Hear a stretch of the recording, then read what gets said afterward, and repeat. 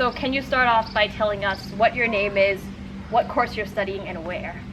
So my name's Bonus. I'm studying at Chula and it's the BALAC course, the language and culture course for BALAC basically. So what exactly inspired you to do this course? To be honest, it wasn't really my kind of first choice. I was actually going to do something more art related since I've been told that I'm pretty good at art and whatnot. But I guess that's kind of a hobby for now. So right now, I think I chose BALAC because, well, it's more to my style. There's more creative thinking, there's more writing, which is definitely my forte, and that's basically it. I was suffering through quite a bit of like a depression during that time because of COVID and whatnot, so it's not my first choice, but it was definitely like a choice that I could get into, and my mom felt like I could get into it, so that's why I chose it. Can you describe like what your favorite course at BALAC is? I can't really choose a favorite course, to be honest. I've like studied so many and they're so fun, but writing fundamentals in year one has also been quite fun because you study basically how to write an essay in a like a professional way kind of, but at the same time you also study reading fundamentals, which is analyzing reading and whatnot. But so far in term 2, in year 2, I've been studying gender studies, which has also been quite interesting and fun because it's quite a progressive kind of subject, I would say. You get to learn about so many theories written by like so many queer people, which I think some of it is also related to Thailand. They link it very well to like Buddhism and like how gender studies can affect people in Thailand as well, which I think is very interesting. Now, behind the scenes, I remember you telling me about the gender studies you were doing actually, and you said you're working on a project right now. What is that? For our project so far, we've had to analyze a movie, a film, a song, a book, anything related to gender studies. So right now, me and my group are analyzing the film Red, White, and Royal Blue, I believe, which has also been translated into a novel. I think it was a novel before it was a film. But that novel's been really popular, and so has the film, and it was a much better watch than I thought it'd be, to be honest. When my group suggested the project, I didn't think that it would be that great of a project to make a thing on because it didn't sound like a very interesting movie, but it turns out that it was actually a very fun watch.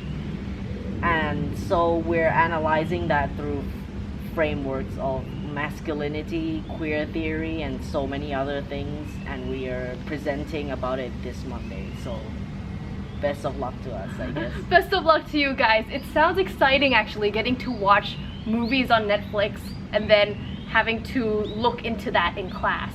Yeah, that's actually what a lot of our classes do. There's lit film, which is analyzing films. From what I've heard my friend tell me about, you basically choose a film or a scene from a film, and then you analyze sound, you analyze visuals, you analyze like the script and like the actors and how they move and whatnot, which is like kind of what occurs at BALAC. So I understand that you have quite a few options when you get into BALAC.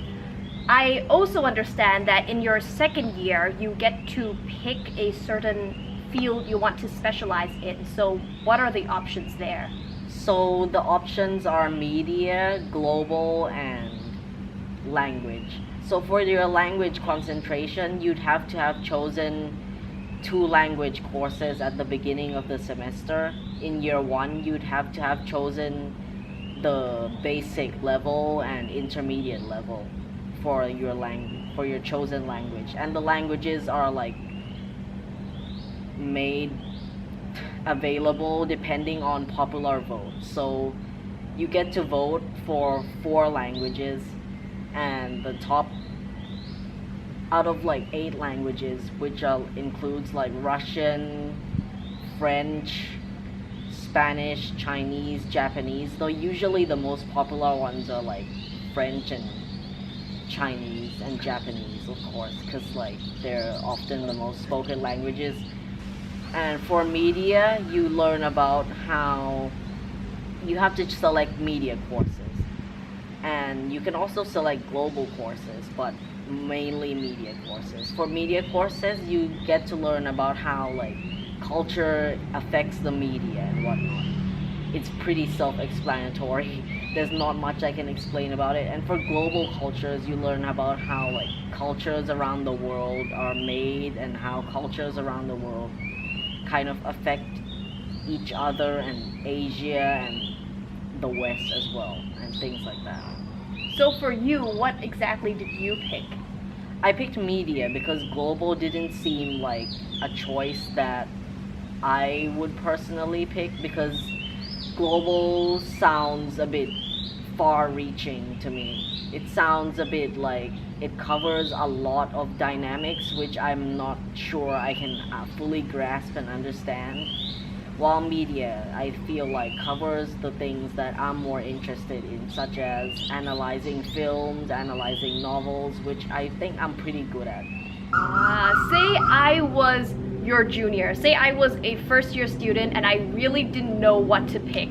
How would you recommend a certain path for me?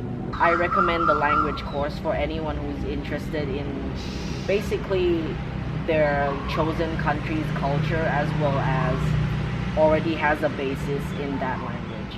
But I recommend media for people who are good at analysis of movies or films, or can write really well or enjoy reading, while I recommend global for people who want to cover a diverse range of subjects that might be new to them, or they're interested in cultures around the world. Will there be more chances for us to go into a specific field as you move into your third year and fourth year?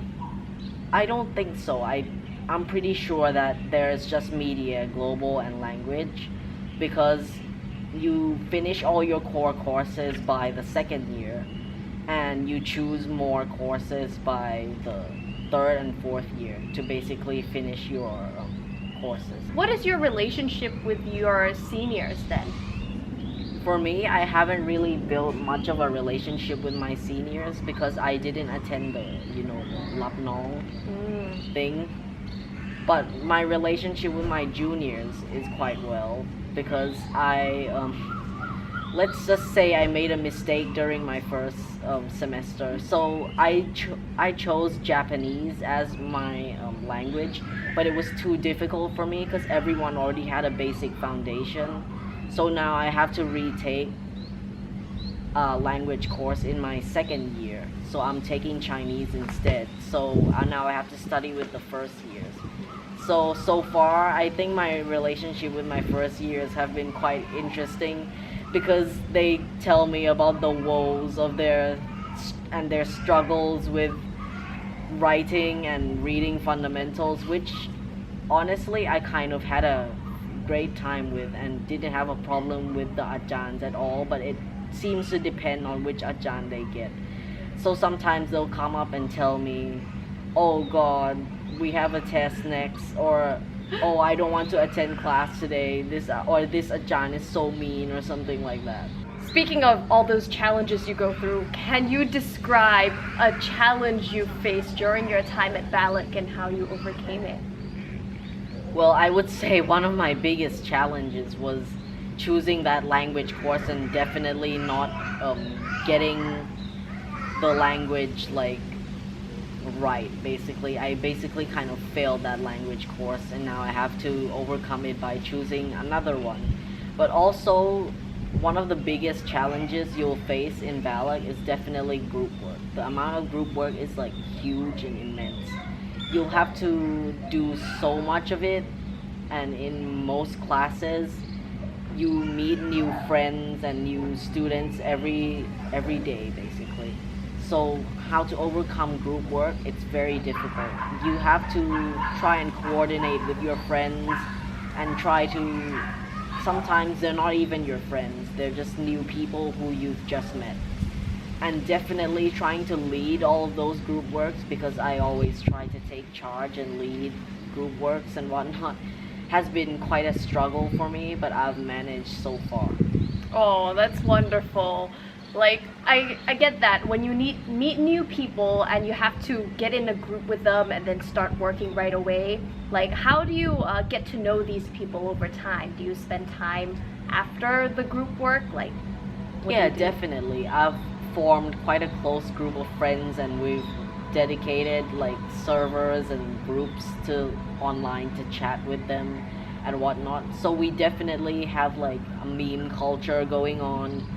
You have to try and make friends with them basically. You have to understand that they also have like their own need for time and space. So I try my best to coordinate time outside, but at the same time, this group that I've stuck with so far, we've been on trips to places nearby just to have some fun and bond and whatnot, so that we get to know each other better aside from group work as well. Let some steam off before the finals as well. Yeah, usually we visit like museums and whatnot. Well, it sounds to me like you have a lot of work, but you also have time to do all these activities. So how exactly do you balance the two? To be honest, the work, you just have to try and get everything done as soon as possible. You should try and read your required readings like when they're set basically, because the teachers will give you a lot of required readings that you have to do. Try to get them done throughout the week before the class. And for extracurricular activities and work, like things like that, you can manage your time by just sleeping late at night sometimes. For me, I'm more of a morning person, so I get like stuff to do. Sometimes I'll just walk on a treadmill and do work to get in my daily dose of exercise while also, working. And as for time spent with my friends, we also spend time during that, like our museum get outs and whatnot, to discuss our group projects. So it's quite a mixture of working and taking time off as well. Are you planning to pursue a master's or a PhD in your field? I'm thinking about asking my gender studies teacher, who also studied at BALAC, whether there's a chance that I can pursue a career in teaching or do something similar to her, and how that would work out, because I've been really passionate about teaching and I really enjoy teaching others. So there might be a career path related to that in store for me. Oh, okay, that's really cool. If you're looking for a tutor, bonus might be the one. And as for internships and exchange programs, are there any of that in your course?